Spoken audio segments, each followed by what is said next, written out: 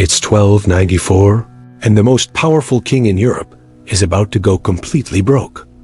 We're talking about Edward the First of England, a guy who conquers nations for breakfast, and he's absolutely panicking because he's run out of cash to pay his army.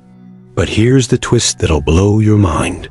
Instead of collapsing into chaos, Edward does something that has never been done before in human history.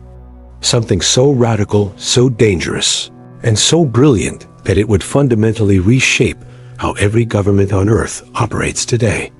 And yeah, that includes the trillions of dollars your government owes right now. The craziest part? It all started because medieval kings figured out how to do something that should have been impossible. Real quick, before we dive into this financial rabbit hole, if you're into history, that actually explains the wild world we live in today, smash that like button and drop a comment telling me what modern thing you think has the most insane origin story. And subscribe, because we're breaking down the hidden mechanics behind civilization every single week. Alright, let's get back to how medieval Europe literally invented the concept that controls modern economics. So here's the problem that's been haunting rulers since, well, forever. War costs money, like obscene amounts of money. And in medieval Europe, kings didn't have a steady paycheck rolling in like modern governments with their tax systems. According to economic historian James MacDonald in his book, A Free Nation Deep in Debt, medieval monarchs basically survived on feudal dues, customs revenues, and whatever they could squeeze out of their estates.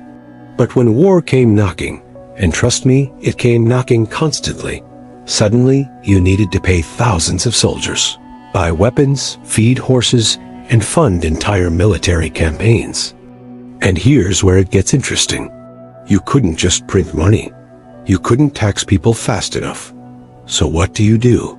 Well, for centuries, kings did what anyone desperate does. They borrowed from rich merchants and Italian banking families.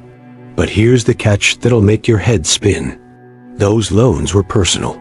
If King Richard borrows money and King Richard dies, technically that debt could die with him. As historian William Goatsman points out in Money Changes Everything, this made lending to kings incredibly risky business. You're basically betting your entire fortune that this one guy stays alive and feels like paying you back. Now, why does this matter to you sitting here in 2025? Because the system they invented back then is the exact system that lets the US government owe over $36 trillion right now. It's why your country can function during economic crisis. It's why wars can be funded, infrastructure can be built, and governments can operate even when they're technically broke. Medieval Europe didn't just invent a financial trick. They invented the foundational architecture of modern civilization itself. But back in the 1200s, nobody had figured this out yet. Kings kept going broke. Lenders kept getting burned. Economies kept collapsing.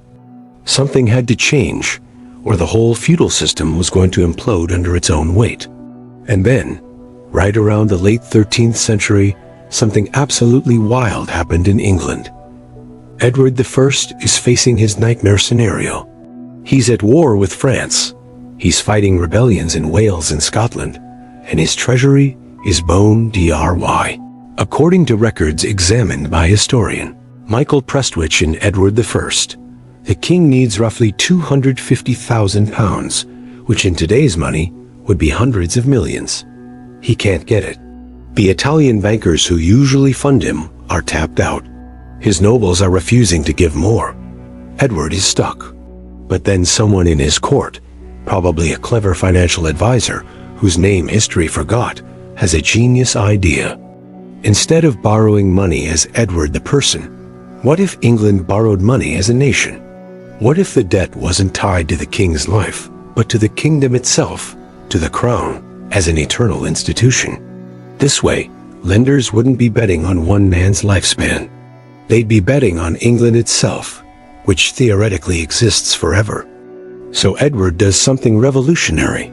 He starts issuing what we'd now call sovereign debt instruments, backed not by his personal guarantee, but by future tax revenues of the English crown.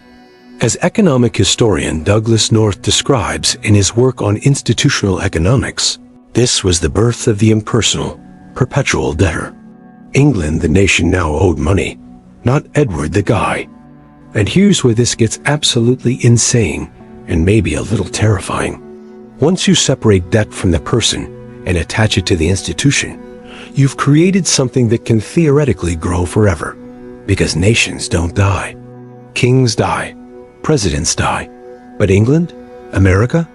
Those concepts are immortal, which means their debt can be immortal too. This is why, as financial writer Felix Martin points out in Money, the unauthorized biography, national debt became the most powerful financial tool ever created. Suddenly, governments could fight longer wars, build massive projects, survive disasters, all on borrowed money that they'd promised to pay back someday through future generations. Future taxpayers, people not even born yet, are now on the hook. And look, this system has done incredible things. It helped defeat Napoleon. It rebuilt Europe after World War II. It funds social programs and infrastructure that save lives. But it has also created a world where countries like the United States owe more money than they can realistically ever pay back in full, where economic growth is basically required just to service debt, and where financial collapse is always one bad crisis away. Medieval kings created a system so powerful that we literally cannot turn it off now without destroying modern civilization. Think about that for a second. We reliving inside a 700-year-old financial experiment that started because one medieval king was desperate to pay his army. And now the whole world runs on it. Every government, every economy, every financial system depends on the idea that nations can borrow infinite money against their future forever.